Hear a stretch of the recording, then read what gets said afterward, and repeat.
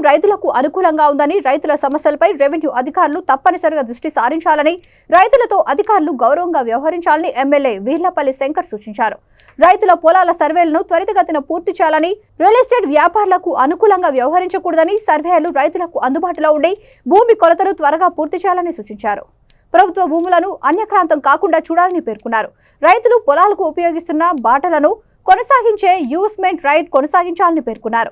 Ration షాపులను ప్రజలకు అందుబాటులో ఉండే విధంగా తగిన ఏర్పాట్లు చేయాలని సూచించారు. మనకు ఊరూరే వస్తారు. ఎట్లా వస్తారంటే ఇప్పుడు ఒక ఎగ్జాంపుల్,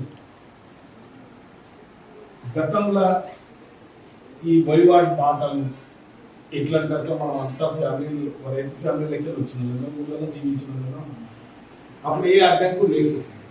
ఇప్పుడు ఈ యొక్క ట్రాన్సాక్షన్ వల్ల ఈ భూములు అమ్ముకము కొనుగోలు జరుగుతున్న సందర్భంలో ఒక రైతు అమ్ముకుంటాడు, ఇంకో రైతు ఆ రైతు అమ్మపోయేటకల్లా వానికి ఇబ్బంది పెడితేనే అమ్ముతాడు అనేది రియాలిటీ యొక్క టార్గెట్ ఉంటుంది, ఇంటెన్షన్.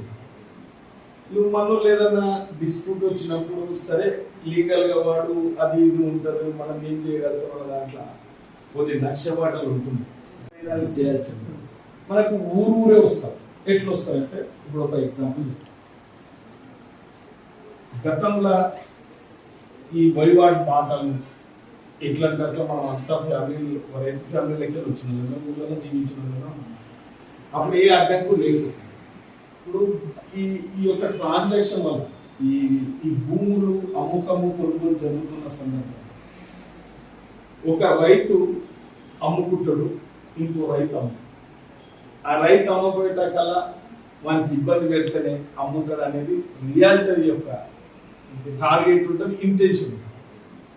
నువ్వు మనం లేదన్నా డిస్ప్యూట్ వచ్చినప్పుడు సరే లీగల్గా వాడు అది ఇది ఉంటుంది, మనం ఏం చేయగలుగుతాం అన్న దాంట్లో కొద్ది నక్షపాటలు ఉంటుంది.